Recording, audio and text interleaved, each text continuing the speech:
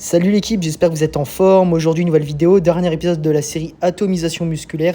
Donc on va finir en beauté cette série avec les pecs. Donc je rappelle le but de la série pour ceux qui viennent d'arriver sur ma chaîne. En fait, ça consiste à présenter une séance type par muscle. Donc là, je vais sélectionner des exercices qui sont pour moi optimaux pour une séance pec. Je vais vous expliquer pourquoi je les ai choisis et je vais vous montrer comment bien les réaliser. Bien sûr, on commence toujours la séance par un petit échauffement. Donc la première partie de l'échauffement, elle consiste à mobiliser les articulations qui vont intervenir pendant la séance. Ensuite, on va venir échauffer les biceps ainsi que les triceps qui sont des muscles qui vont tout de même intervenir. Certes, c'est secondaire, mais c'est nécessaire de les échauffer avant une séance pec.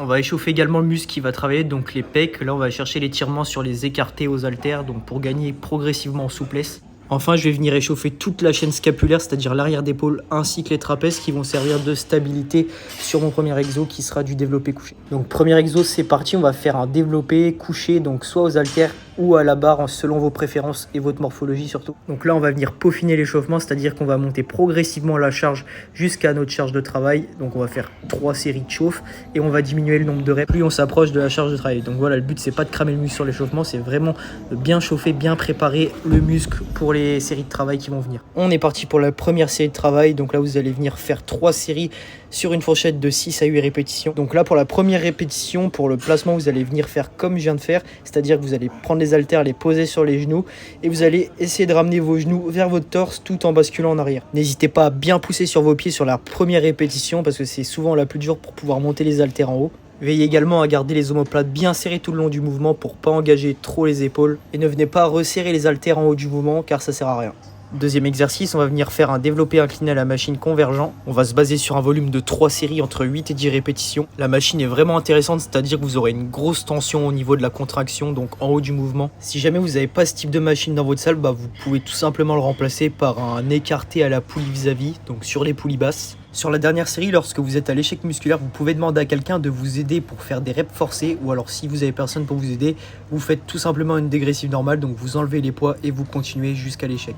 Troisième exercice, on va venir faire des dips, donc au poids de corps ou alors lestés en fonction de votre niveau. Moi j'ai décidé de les faire au poids de corps parce que je vais venir chercher une fourchette entre 12 et 15 répétitions, sachant qu'on est bien cramé du début de séance. Donc je m'en sers également comme exercice hybride pour les triceps et les pecs. Donc la partie principale des pecs qui sera travaillée sur cet exo, ce sera la partie basse qui est le faisceau abdominal. Pour le volume, je répète 3 séries entre 12 et 15 répétitions. Là, on va venir chercher l'échec, on va venir se terminer tout simplement. Et enfin, dernier exercice de finition, on va venir faire 3 séries de 15 à 20 répétitions. Donc d'écarter à la poulie vis-à-vis. Là, je mets pas la poulie ni trop haute ni trop basse, je la mets tout simplement au milieu.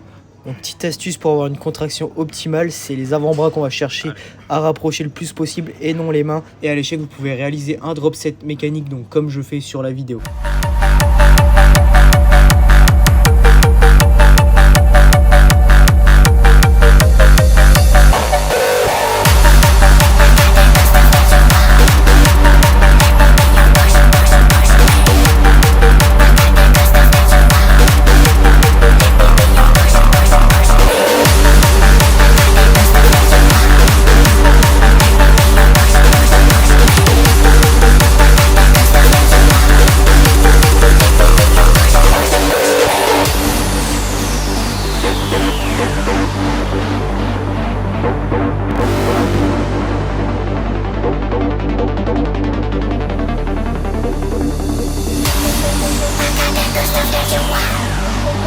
Let me be your push, I got that good stuff that you want. Let me be your push,